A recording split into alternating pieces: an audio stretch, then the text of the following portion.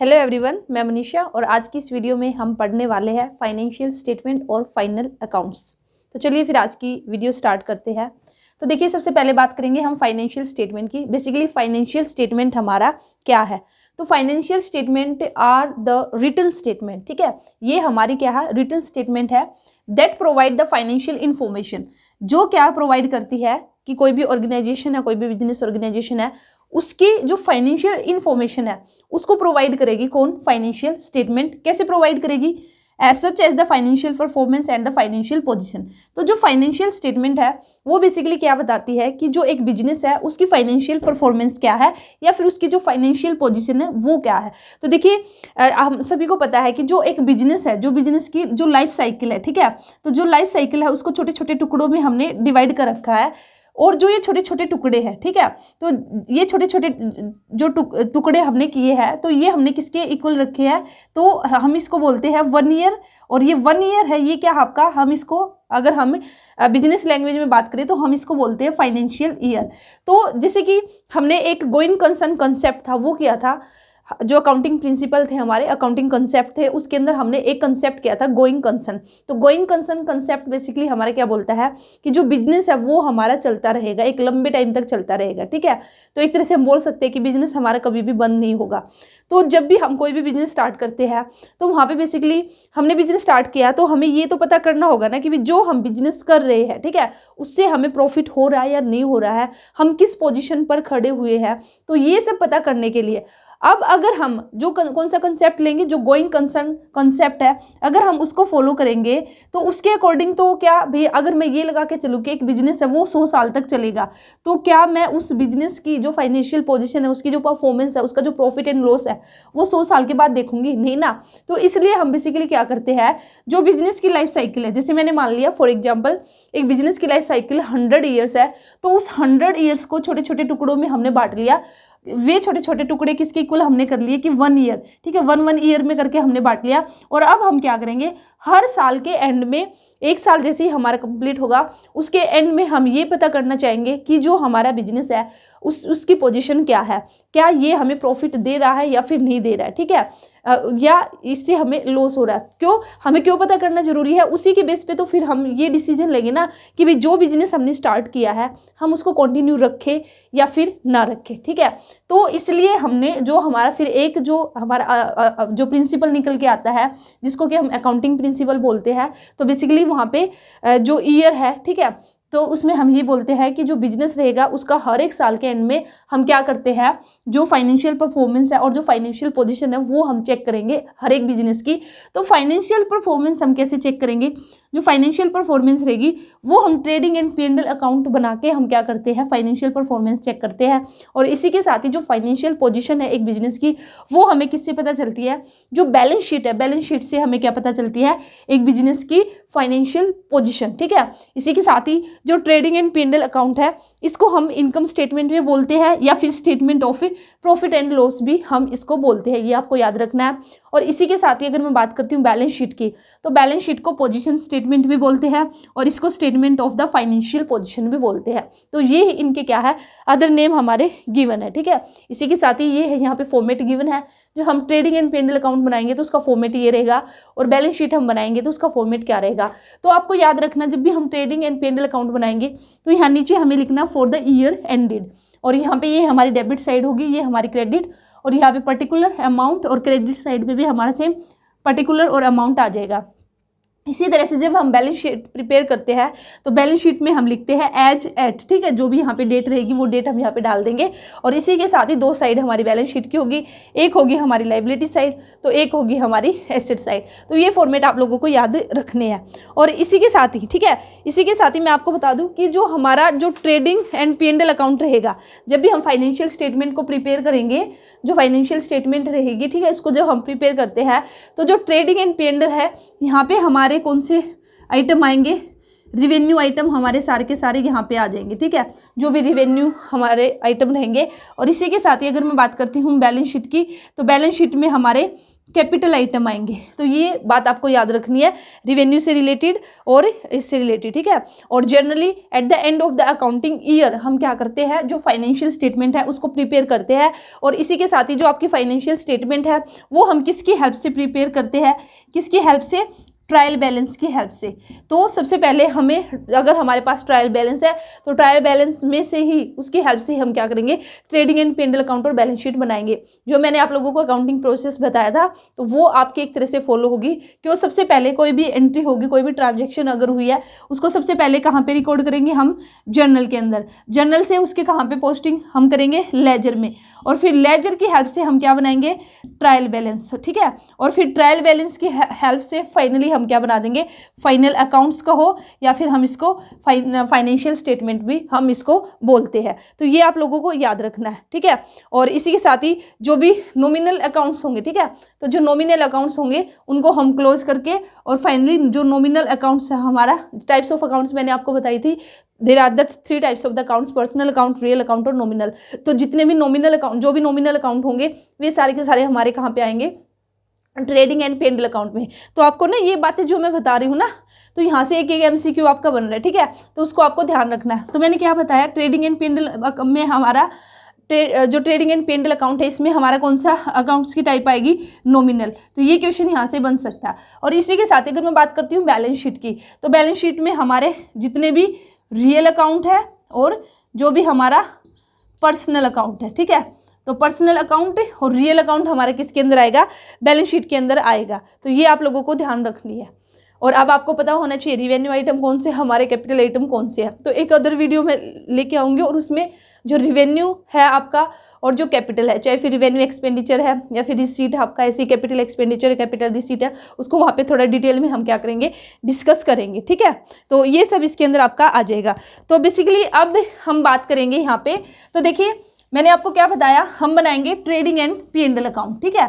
और इसी के साथ ही जो फाइनल अकाउंट हम जो बोलते हैं उसमें हमारा क्या क्या बनता है, ट्रेडिंग एंड P&L अकाउंट और बैलेंस शीट। तो देखिए यहाँ पे ट्रेडिंग एंड P&L अकाउंट, तो सबसे पहले तो यही बात आ गई कि जो ट्रेडिंग एंड P&L अकाउंट है इसको हम क्यों प्रिपेयर करते हैं, ठीक है। इसका जो बेसिक पर्पज है वो क्या है, ट्रेडिंग एंड P&L अकाउंट का अगर यहाँ पे मैं पर्पज की बात करती हूँ तो इसका हमारा बेसिक पर्पज हमारा क्या होगा, इसका हमारा पर्पज होगा to find out the profit, ठीक है।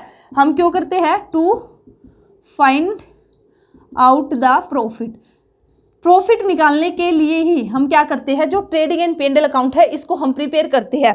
तो यहाँ पे अगर मैं बात करूँगी, यहाँ पे जो हमें प्रॉफिट निकालने के लिए हम जो ट्रेडिंग एंड P&L अकाउंट बनाएंगे, तो देखिए जब हम ट्रेडिंग एंड P&L अकाउंट बनाएंगे तो इसमें हमारे 2 तरह के प्रॉफिट निकलेंगे, ग्रॉस प्रॉफिट और नेट प्रॉफिट, ठीक है, ग्रॉस प्रॉफिट और नेट प्रॉफिट। तो ग्रॉस प्रॉफिट निकालने के लिए हम क्या बनाएंगे, ट्रेडिंग अकाउंट बनाएंगे, और वहीं पे हम नेट प्रॉफिट निकालने के लिए हम क्या बनाएंगे, P&L अकाउंट बनाएंगे, ठीक है। तो ये बातें आप लोगों को याद रखनी है कि भाई ट्रेडिंग एंड P&L अकाउंट बनाने का मेन पर्पज हमारा क्या है, to find out the profit निकालने के लिए हम इस अकाउंट्स को प्रिपेयर करते हैं।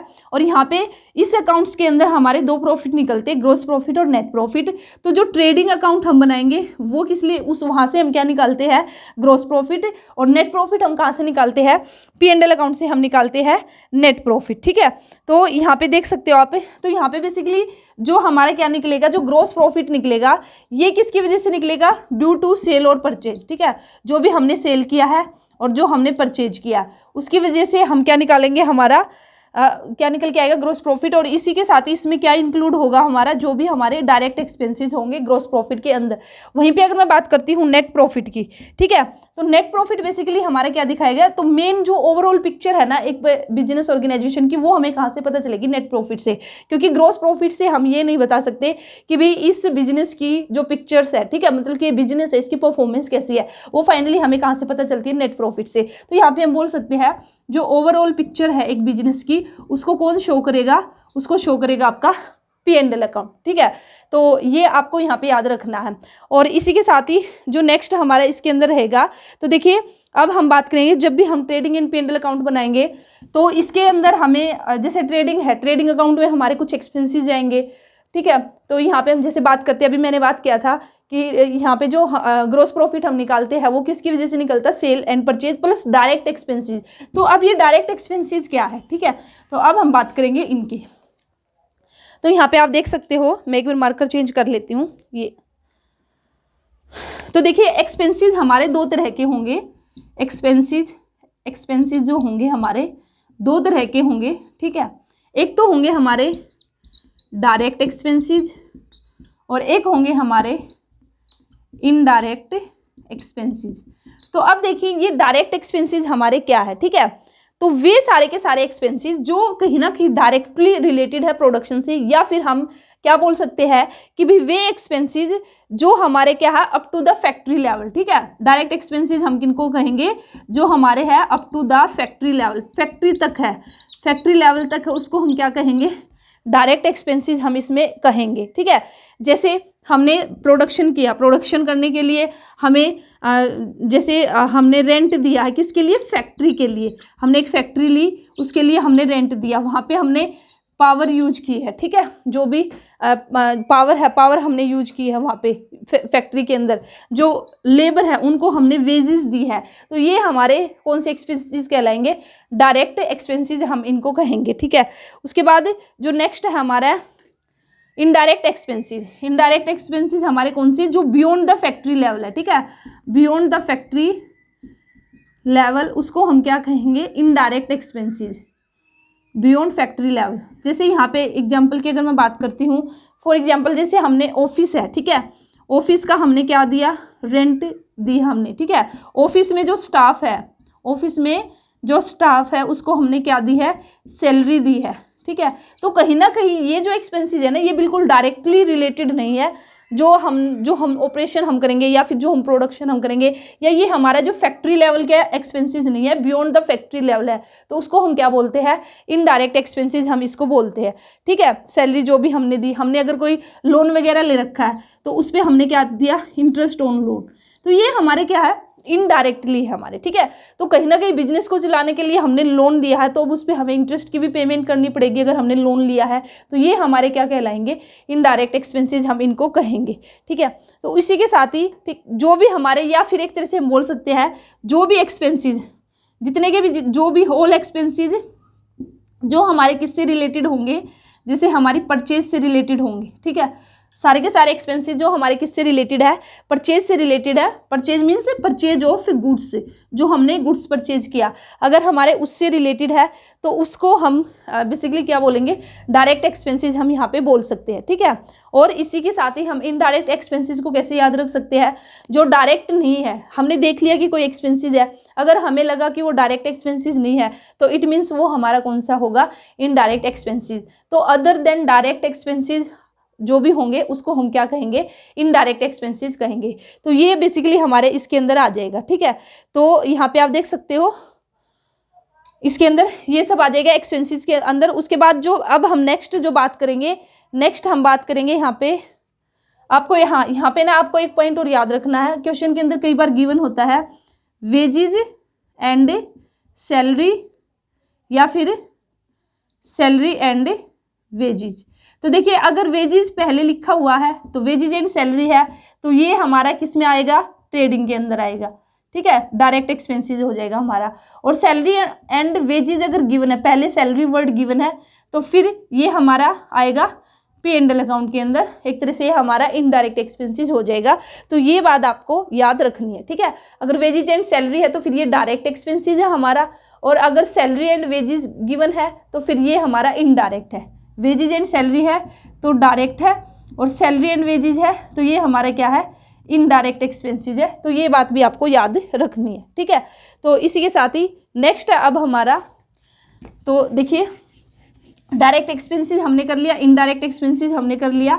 अब हम बात करेंगे कुछ और एक्सपेंसेस की, ये भी आपको पता होना चाहिए, ठीक है। तो यहाँ पे देखिए दो तरह के और एक्सपेंसेस है हमारे, ऑपरेटिंग एक्सपेंसेस और नॉन ऑपरेटिंग एक्सपेंसेस, ठीक है। नॉन ऑपरेटिंग एक्सपेंसेस, ऑपरेटिंग और नॉन ऑपरेटिंग। तो जो हमने बात की ये बेसिकली हमारे क्या, जो इनडायरेक्ट एक्सपेंसेस है ना, इनडायरेक्ट एक्सपेंसेस है, उनको फर्दर क्लासिफाइड किया गया है आपका अलग से दो एक्सपेंसेस में, ऑपरेटिंग और नॉन। तो ऑपरेटिंग का मतलब क्या है, नाम से ही थोड़ा सा आइडिया हो रहा होगा, ऑपरेटिंग एक्सपेंसेस, ठीक है, directly link with the business operation. ये हमारे क्या है, जो बिल्कुल directly link with the business operation, with the business operation, तो उसको हम क्या कहेंगे, ऑपरेटिंग एक्सपेंसेस, जो बिल्कुल एक बिजनेस ऑपरेशन से हमारे क्या है, डायरेक्टली लिंक है, ठीक है। और वहीं पे अगर मैं बात करती हूँ नॉन ऑपरेटिंग एक्सपेंसेस की, नाम से ही आपको आइडिया हो रहा होगा, ठीक है, जो कि हमारे अब ये डायरेक्टली है, तो इसका मतलब क्या है, नॉन ऑपरेटिंग एक्सपेंसेस हमारे कौन से होंगे, जो डायरेक्टली हमारे लिंक नहीं है किसके साथ, विद द बिजनेस ऑपरेशन। तो ये इसका बिल्कुल अपोजिट हो जाएगा, जो हमारे डायरेक्टली लिंक नहीं है, तो आप यहाँ पे लिख सकते हो। तो देखिए इसके अंदर हमारे कैसे आ जाएगा, जैसे अगर मैं डायरेक्ट की बात करती हूँ, जैसे हमने ऑफिस है, ठीक है, ऑफिस है वो हमने रेंट पे ले रखा था, तो ऑफिस के लिए हमने जो रेंट की पेमेंट की, तो ये हमारा बिल्कुल डायरेक्ट एक्सपेंसेस है, ठीक है। जो स्टाफ है ऑफिस के अंदर, ठीक है, उसको हमने सैलरी दी, तो ये भी हमारा क्या है, ये हमारा क्या है, ऑपरेटिंग एक्सपेंसेस है, ठीक है। इसी के साथ ही देखिए, अब जैसे कि हमने यहाँ पे सबसे अच्छा एग्जाम्पल इसका यही रहेगा, हमने लोन ले रखा है और लोन पे हमें क्या करना है, इंटरेस्ट की पेमेंट करनी है। तो जो इंटरेस्ट की पेमेंट है वो हमारा डायरेक्टली लिंक नहीं है। क्यों, देखिए अगर हमने लोन ले लिया और अगर मैं अपना बिजनेस अब बंद भी कर दूं, तो बिजनेस बंद करने के बाद भी जो मुझे इंटरेस्ट है उसकी तो पेमेंट करनी पड़ेगी ना, अगर मैंने लोन ले रखा है। तो जहाँ से भी मैंने लोन लिया है उनको इस बात से कोई फ़र्क नहीं पड़ता कि भाई मेरा बिजनेस चल रहा है या फिर नहीं, उनको तो हमें इंटरेस्ट देना ही है। लेकिन अगर मैं यहाँ पे बात करती हूँ, ये देखिए ये आपके डायरेक्टली कैसे लिंक है, ऑपरेटिंग एक्सपेंसेस। अगर मैंने बिजनेस बंद ही कर दिया तो अब मुझे ऑफिस रेंट देना पड़ेगा, ठीक है। अब जब मेरा बिजनेस ही बंद हो चुका है तो क्या मेरा कोई स्टाफ काम करेगा, नहीं करेगा ना, नहीं करेगा तो मुझे उनको सैलरी देनी पड़ेगी, नहीं देनी पड़ेगी। तो इसलिए ये जो एक्सपेंसेस है ये डायरेक्टली हमारे है, डायरेक्टली लिंक है विद द बिजनेस ऑपरेशन। अगर हमारा बिजनेस ऑपरेशन, हम बिजनेस करेंगे तो हम ये एक्सपेंसेस हमारे होंगे। लेकिन वहीं पे अगर मैं नॉन ऑपरेटिंग की बात करती हूँ तो ये हमारे डायरेक्टली लिंक नहीं है, ठीक है। उम्मीद करती हूँ आपको समझ में आ रहा होगा। इसके बाद हमारा जो नेक्स्ट है ऑपरेटिंग एक्सपेंसेस की अगर मैं बात करती हूँ, तो इसको फर्दर आपका क्लासीफाइड किया गया है दो टाइप्स में ऑपरेटिंग एक्सपेंसेस को, ठीक है। ऑफिस एंड, दो कौन सी हो जाएगी हमारी, ऑफिस एंड एडमिनिस्ट्रेटिव एक्सपेंसेस, ठीक है, ऑफिस एंड एडमिनिस्ट्रेटिव एक्सपेंसेस। और इसी के साथ ही नेक्स्ट हमारा selling and distributive expenses, selling and distributive expenses. तो यहाँ पे देखिए सबसे पहले बात करेंगे हम ऑफिस एंड एडमिनिस्ट्रेटिव, ठीक है। तो जो भी हमारे ऑफिस से रिलेटेड है, जैसे हमने ऑफिस के अंदर हमने क्या क्या दिया है, जैसे हमने ऑफिस रेंट की पेमेंट की है, ऑफिस के अंदर जो स्टाफ है उसकी हमने सैलरी दी है, ठीक है। तो ये सारे के सारे इसके अंदर आ जाएंगे हमारा। कोई भी, ठीक है, कोई भी हमारा जैसे कोई भी एसेट हम यूज कर रहे थे, कोई भी ऑफिस इक्विपमेंट है उस पर हमने डेप्रिसिएशन दिया, चार्ज किया है, तो ये सारे के सारे क्या हमारे ऑफिस एंड एडमिनिस्ट्रेटिव, नाम से ही आपको पता चल रहा होगा, ठीक है। और सेलिंग एंड डिस्ट्रीब्यूटिव एक्सपेंसेस, जो जब हम अपना जो प्रोडक्ट है उसको सेल करते हैं, जो हम उस टाइम जो भी हम एक्सपेंसेस करेंगे, जो भी सेलिंग एंड डिस्ट्रीब्यूशन से हमारे रिलेटेड होंगे, ठीक है। कैसे, जैसे भाई सेलिंग से कैसे होंगे, जैसे हम एडवर्टीजमेंट करते हैं कि हमारे जो प्रोडक्ट है उसकी नॉलेज पब्लिक को पता चले, ठीक है। कोई सेल्स मैनेजर है, ठीक है, उसको हमने क्या दी है, सैलरी दी है, या हमने सेल्स बढ़ाने के लिए कमीशन हमने दिया है, तो ये सारे के सारे सेलिंग एंड डिस्ट्रीब्यूशन के अंदर आ जाएगा, ठीक है। कोई भी फ्री डिलीवरी चार्जेस हमने अगर हमने दिया है तो वो भी इसके अंदर आ जाएगा। तो आपको याद रखना क्या मैंने बताया, यहाँ पे एक चार्ट आपका बन जाएगा। एक्सपेंसिव दो तरह के, डायरेक्ट और इनडायरेक्ट। फिर यहाँ पे हमने बात की इनडायरेक्ट की, तो इनडायरेक्ट को फर्दर आपका क्लासिफाइड किया गया ऑपरेटिंग एक्सपेंसेस और नॉन ऑपरेटिंग एक्सपेंसेस, ठीक है। और यहाँ पे जो आपके ऑपरेटिंग एक्सपेंसेस है इनको फर्दर क्लासिफाई किया गया, ये आपका इसमें office and administrative, office and administrative, और इसी के साथ ही सेलिंग एंड डिस्ट्रीब्यूटिव। तो ये इस तरह से आपको याद रखना। तो कई बार आपका एमसीक्यू ऐसे भी बन सकता है भी आपसे ये पूछ लिया जाए कि भी बताइए, ये आपको 3-4 एक्सपेंसेस दे दिए जाए, या तो ये पूछ लिया जाए कि बताइए ये डायरेक्ट एक्सपेंसेस है या इनडायरेक्ट, या इसको फर्दर आपका पूछ लिया जाए कि ये ऑपरेटिंग है या फिर नॉन ऑपरेटिंग, या फिर ये ऑफिस है या फिर सेलिंग है। तो मैंने सारे ही आपको यहाँ पे बताने की कोशिश की है, ठीक है। तो इसी के साथ ही यहाँ पे डायरेक्ट एक्सपेंसेस हो चुका हमारा, इनडायरेक्ट भी हमारा हो चुका है। तो ये हमने यहाँ पे कर लिए जो भी हमारे एक्सपेंसेस थे, ठीक है। तो अब ये जो एक्सपेंसेस की बात की है ना, तो ये बेसिकली क्या रहेंगे, कुछ एक्सपेंसेस हमारे ट्रेडिंग अकाउंट में आएंगे तो कुछ हमारे P&L में आएंगे। तो जो ट्रेडिंग एंड P&L है ना, जो P&L अकाउंट है ना, वो ट्रेडिंग के अंदर ही बनता है। कैसे बनता है, जैसे यहाँ पे मैंने क्या बताया था, जो ग्रॉस प्रॉफिट निकालते हैं वो हम ट्रेडिंग से निकालते हैं, और जो नेट प्रॉफिट है वो हम P&L से निकालेंगे। अगर यहाँ पे मैं बात करती हूँ ट्रेडिंग की, तो जैसे यहाँ पे मेरा ग्रॉस प्रॉफिट आ गया, ठीक है, यहाँ पे मेरा ग्रॉस प्रॉफिट आ गया, तो इसको बाद में हम आगे जाके ग्रॉस प्रॉफिट को हम, ठीक है, ये यहाँ से जैसे ग्रॉस प्रॉफिट यहाँ पे आया, फिर इसको यहाँ आगे लेके जाएंगे तो यहीं से हमारा P&L स्टार्ट हो जाएगा, ठीक है। तो यहाँ पे लास्ट में हमारा क्या निकल के आता है, नेट प्रॉफिट। तो इसी में हमारा क्या है, P&L है। तो आज मैंने आपको ये बताने की कोशिश की है कि भाई फॉर्मेट क्या रहेगा ट्रेडिंग एंड P&L का, बैलेंस शीट का, ये आपने देख लिया। इसी के साथ ही फाइनेंशियल स्टेटमेंट क्या है या फिर फाइनल अकाउंट्स हम किसको बोलते हैं, उसकी हेल्प से हम क्या करते हैं, और इसी के साथ ही हमने कुछ एक्सपेंसेस की बात की, और मैंने आपको ये भी बताया कि ट्रेडिंग के अंदर हमारे रिवेन्यू नेचर के आइटम आएंगे और बैलेंस शीट के अंदर हमारे कैपिटल नेचर के आइटम आएंगे। और सेकंड थिंग मैंने जो आपको बताई, ट्रेडिंग में हमारे सारे के सारे जो नॉमिनल अकाउंट्स है वे हमारा ट्रेडिंग के अंदर आते हैं। नॉमिनल अकाउंट्स को हम क्लोज कर देते हैं, क्लोज करके उसको जो ट्रेडिंग अकाउंट है वहाँ पे ट्रांसफर करते हैं। और इसी के साथ ही जो बैलेंस शीट है, बैलेंस शीट में हमारा जो पर्सनल अकाउंट है और जो कैपिटल अकाउंट है वे हमारे आ जाएंगे। और इसी के साथ ही ये कुछ एक्सपेंसेस की टाइप्स की हमने बात की, ठीक है। तो नेक्स्ट वीडियो में फिर हम फर्दर बात करेंगे कि भाई ग्रॉस प्रॉफिट है, थोड़ा सा फॉर्मेट उसको और अच्छे से मैं बता दूंगी। जो ग्रॉस प्रॉफिट है उसको हम कैसे कैलकुलेट करते हैं, नेट प्रॉफिट हमारा कैसे आएगा, किस तरह से हम इनको शो करेंगे, और जो हमारी एडजस्टमेंट एंट्री है, ठीक है, कई बार हमारी कुछ ट्रांजेक्शन है, कुछ एडजस्टमेंट हमें करनी पड़ती है। जैसे ट्रायल बैलेंस हमने कंप्लीट कर लिया, ट्रायल बैलेंस बनाने के बाद हमें कुछ बाद में एडजस्टमेंट का पता चलता है, वो आपकी क्लोजिंग स्टॉक से रिलेटेड हो सकती है, कोई भी आउटस्टैंडिंग आपका हो सकता है, प्रीपेड एक्सपेंसेस हो सकता है। तो उन सबको हम करेंगे नेक्स्ट वीडियो में, ठीक है। तो आज की वीडियो को इतना ही रखते हैं। और इसी के साथ ही हाँ, लास्ट में मैं आपको एक और यहाँ पे थोड़ा सा बताना चाहूँगी, नहीं तो फिर वह रह ही जाएगा। तो देखिए, जो हम क्या करते हैं, जब भी हम फाइनेंशियल स्टेटमेंट बनाएंगे, तो अगर यहाँ पे मैं बात करती हूँ सोल प्रोप्राइटरशिप की, सोल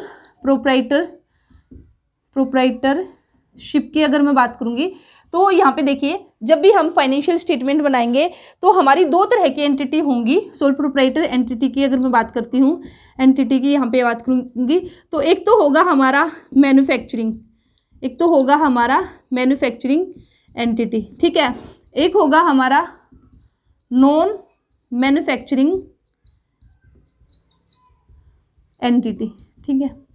तो अब देखिए, इसमें बेसिकली क्या है, मैन्युफैक्चरिंग और नॉन मैन्युफैक्चरिंग में यहाँ पे जो हम फाइनल अकाउंट्स बनाते हैं ना, तो वहाँ पे चेंज होगा। नॉन मैन्युफैक्चरिंग एंटिटी की बात करती हूँ, तो यहाँ पे हम कौन कौन से फाइनल अकाउंट्स बनाएंगे, एक तो हो जाएगा हमारा ट्रेडिंग अकाउंट, एक हो जाएगा हमारा प्रॉफिट एंड लॉस अकाउंट, और एक हो जाएगा हमारा बैलेंस शीट, ठीक है।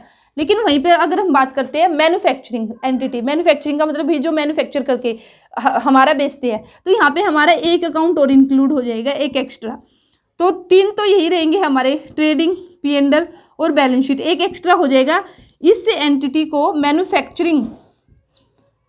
मैन्युफैक्चरिंग अकाउंट भी बनाना पड़ता है। तो ये बात आपको याद रखनी है, ठीक है। ये एक छोटा सा था बिल्कुल। तो देखिए, अगर मैं बात करती हूँ नॉन मैन्युफैक्चरिंग एंटिटी, इसके अंदर हमारा कौन कौन आएगा, जो भी हमारी ट्रेडिंग और सर्विस प्रोवाइडिंग एंटिटी रहेंगी, ठीक है, तो वो इसके अंदर आ जाएगा। वो किसके अंदर आ जाएगा, नॉन फैक्चरिंग। तो बेसिकली इन एंटिटी, ये जो ऑर्गेनाइजेशन है, बिजनेस ऑर्गेनाइजेशन है, इनका काम क्या है, ये जो बना बनाया माल है ना, वो खरीदते हैं और उसको बेचते हैं। तो इसलिए उसको हम बोलते हैं ट्रेडिंग ऑर्गेनाइजेशन भी हम बोल सकते हैं, सिर्फ वही ट्रेड करना, ठीक है। ऐसे कैसा माल उठाया और ऐसे कैसा उसमें अपना जो मार्जिन ऐड करके और उसको बेच देना। तो वे सिर्फ आपके तीन अकाउंट्स प्रिपेयर करेगी, ट्रेडिंग, P&L और बैलेंस शीट, ठीक है।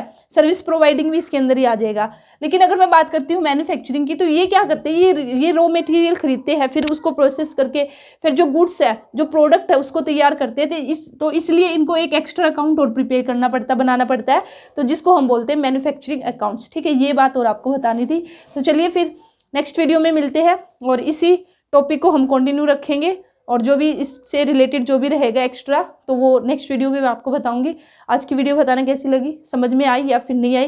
वीडियो अच्छी लगी तो वीडियो को लाइक करना, कोई भी डाउट है तो आप कमेंट सेक्शन में पूछ सकते हो, ठीक है। और चैनल को अगर अभी तक सब्सक्राइब नहीं किया है तो सबसे पहले चैनल को सब्सक्राइब कर लीजिए, और जितना हो सके उतना कॉमर्स स्टूडेंट तक ये वीडियोज़ पहुँचाइए, ताकि हम सभी मिलकर अपनी जो तैयारी है उसको कर सके। तो चलिए फिर मिलते हैं नेक्स्ट वीडियो में। All the best, thank you.